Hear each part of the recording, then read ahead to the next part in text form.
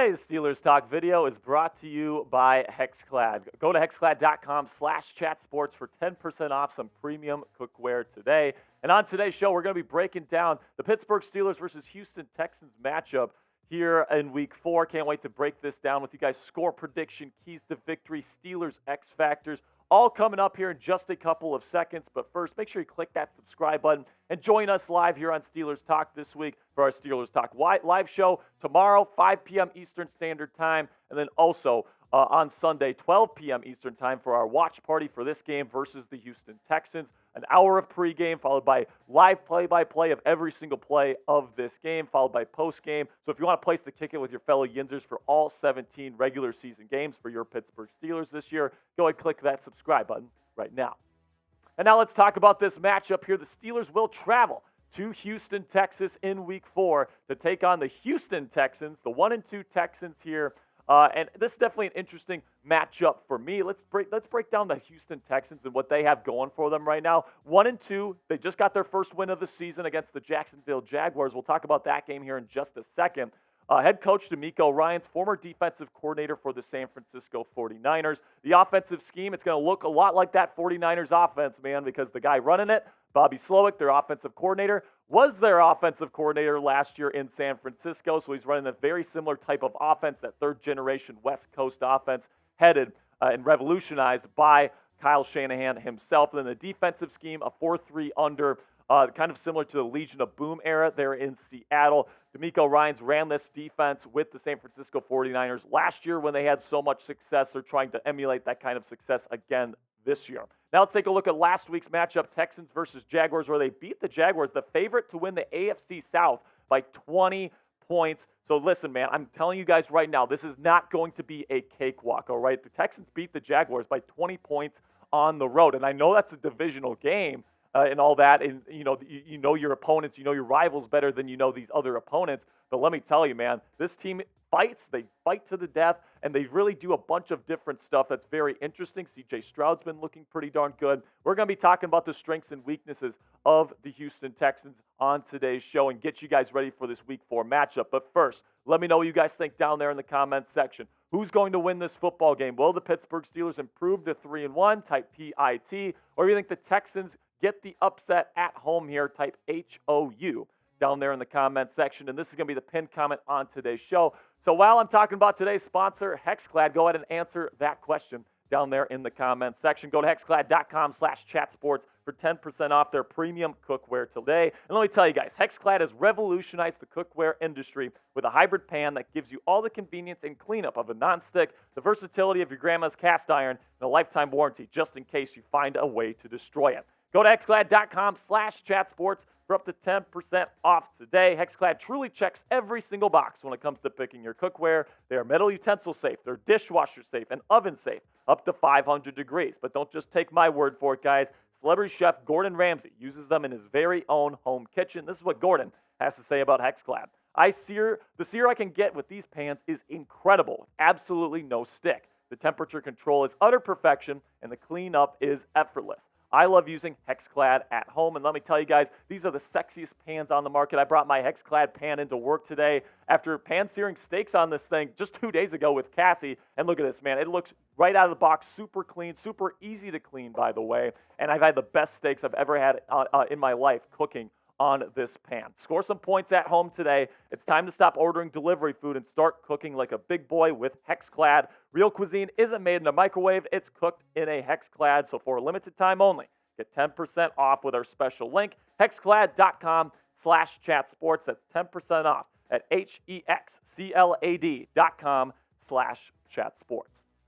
Now here's the injury report last week for the Texans. All these starters did not play for Houston last week. Laramie Tunsil, their excellent left tackle, was out. Derek Stingley, former 3rd overall pick just a couple of seasons ago. Jalen Petrie, an excellent safety that we'll talk about later on in today's show. All these players are going to be questionable to go, except for Derek Stingley, who's on IR, will not play this week. So we'll keep you guys updated with all of these different updates. Laramie Tunsil is definitely going to be the one to keep your eye on, though. If he doesn't play, I think the Texans are going to lose this football game. Now let's talk about some of the team strengths that Houston has, starting with C.J. Stroud, rookie quarterback out of The Ohio State University here. And my scouting report on him is pretty darn positive through the first 3 weeks. He looks the part of an NFL starting quarterback to this point. He's got great size, arm strength. He's got all the physical tools that you look for. But what's really impressing me right now is he looks like an NFL veteran in terms of his mental processing, reading defenses, and the anticipating open windows versus zone, anticipating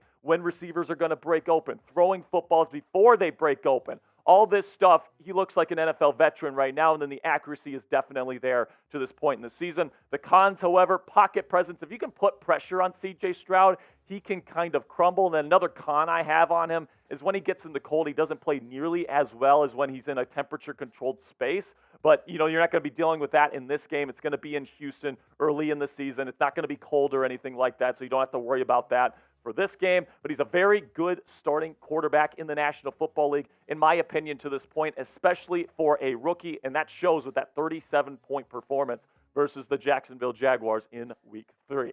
Now let's talk about Laremy Tunsil, who may or may not be on the field this week.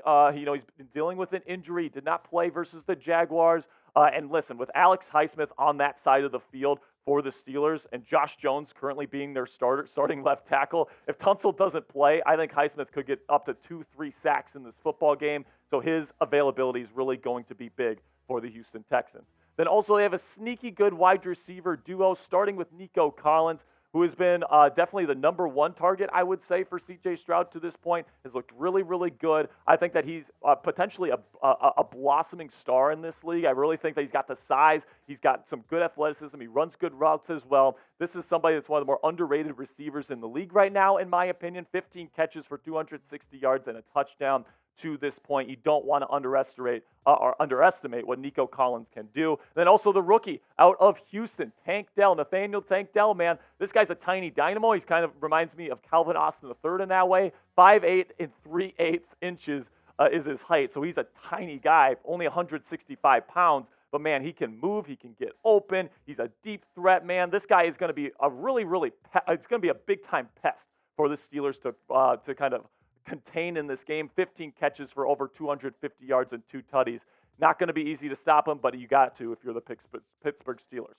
Then we get to the pass rush here, and they've got some decent pass rushers here. You got Will Anderson Jr., who you traded up for, number 3 overall. Right after you drafted C.J. Stroud, you trade up to go and get Will Anderson Jr., Jonathan Grenard, and Jerry Hughes are also decent edge rushers for this team. Chukwuma Okorafor and Dan Moore Jr. haven't looked great to start this season. They're going to have to look a lot better this week to keep Kenny Pickett clean. Then the safety duo here on defense for the Texans is legitimately really good. Jimmy Ward is one of the more underrated safeties in the league. Played with San Francisco and DeMeco Ryans' system last year with the Niners. Jalen Petrie drafted last year out of the University of Baylor. Very versatile player. You'll see him in the slot. You'll see him at play free safety. You'll see him do a bunch of different things. He's also a very solid tackler and an extremely instinctual and intellectual player. Really like Jalen Petrie. You're going to have to keep an eye on him if he does, in fact, play on Sunday.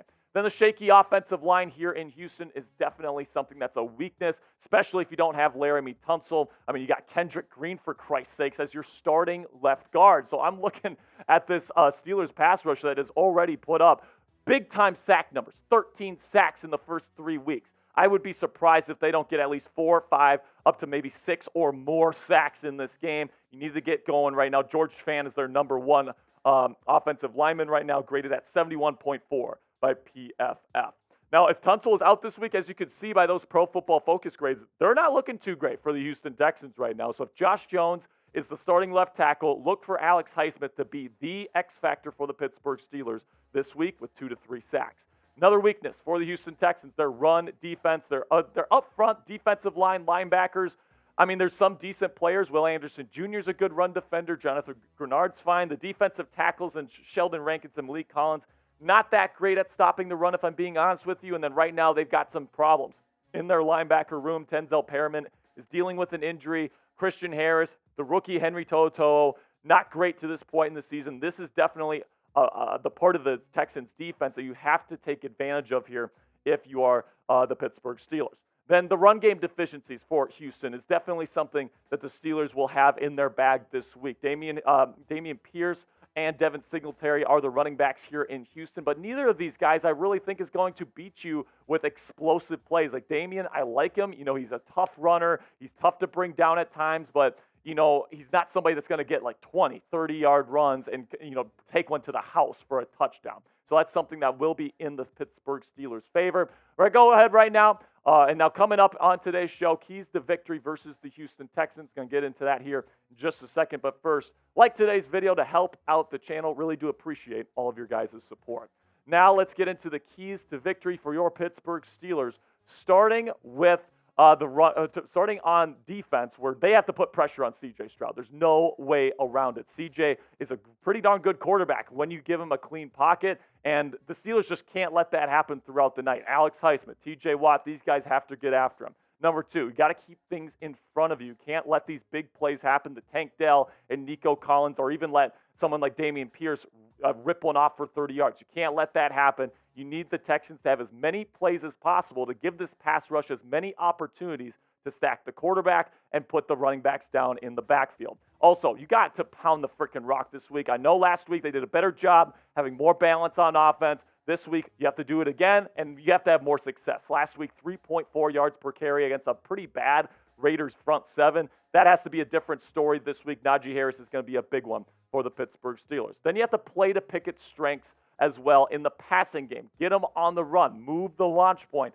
Attack with play action. Don't just sit Kenny Pickett back there and shotgun and expect him to be, carve defenses up and being a pure drop-back passer. That's not what Kenny is. Don't expect him to do that. Get the run game going. Use play action. Get Kenny on the move. Play to his strengths this week. And then I think the big thing for Kenny is going to be he has to protect the football. In games where he has 0 interceptions as a starter, they win the football game. Plain and simply because his defense is electric. The weapons here kind of take care of him in terms of making big plays. You got to protect the football. If Kenny does that, I think the Steelers will probably win this football game.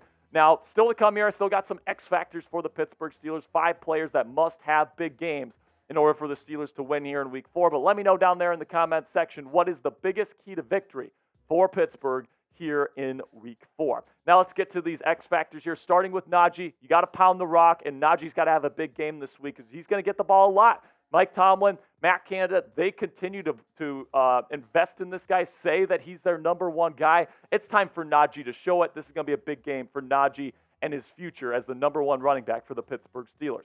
Then the edge rushers, T.J. Watt and Alex Highsmith, both need to have big games in this football game. T.J. is going up against the highest graded offensive lineman on Houston's team right now, in George Fant. But let me tell you, man, Fant has never played somebody like T.J. Watt before. Leads the league in sacks, has all these gaudy numbers. I expect T.J. to get at least another pair of sacks here in Week 4. And then Alex Highsmith, I think, could join in there, especially if Josh Jones is that starting left tackle. I think Alex is somebody that's going to do a fantastic job this week. And even if it is Laramie, I think Alex is going to give him fits as well. Really think that the pass rush needs to be there for the Pittsburgh Steelers, and that's really going to be the X factor this week if the Steelers are going to come away with a victory. Then Calvin Austin III, somebody I'm keeping my eye on. Of course, I'm always looking at George Pickens, but he's going to have their number one corner on him, Steven Nelson, who's grading pretty well right now. But I love the matchup between Calvin Austin III, who really got open a ton last week, versus the Las Vegas Raiders. Of course, had that big touchdown from Kenny Pickett, that deep shot, and he's going to be going up against one of the lowest graded corners in the league today right now, Shaquille Griffin, on the other side of the Houston Texans secondary, right now grading at a 43.2 PFF grade, which is 99th out of 105 eligible corners in this league. That's not too good. My final X factor this week will be Keeanu Benton, the rookie defensive tackle. He's going to be matched up on Kendrick Green for most of this football game. We all know how bad Kendrick Green. Keeanu Benton did some really good things last week. He's done a great job in relief for Cam Hayward. He's been a fantastic run defender to this point, not really getting blown off his spot. He's really showing his worth in that area of the game. And then last week, he had a big sack that really showed off his explosiveness. I expect Ben to get at least one sack this week against somebody that we know is one of the worst offensive linemen in football right now, and Kendrick Green, who's just not very good, man. He's graded out okay to start. 55.3 is not the worst in the league, but I think this is the week where Kendrick Green gets absolutely exposed, and I think Keeanu Benton is the one that's going to do it. So my Week 4 score prediction, my official score prediction, I have the Steelers winning this one 23-13 on the road. They're at NRG Stadium in Houston, Texas. I really do think that Kenny Pickett's going to protect the football. I think they're going to get the run game going. I think this pass rush is going to get after the rookie quarterback, C.J. Stroud, and I think he'll throw at least one interception, but I wouldn't be surprised if he threw multiple. This team is doing a fantastic job right now. I think the Steelers keep things going and get to 3-1. Now it's your turn. Right now, get down there in the comment section. Give me your Steelers versus Texans score predictions. Mine's 23-13. Let me know yours down in the comment section. And if you want some all 22 film breakdowns on your Pittsburgh Steelers, you can find me on X at Jack_Sperry, breaking down Kenny Pickett, breaking down the Steelers offense, defense, all this different stuff. You want to learn more about this team, go ahead, give me a follow at Jack_Sperry.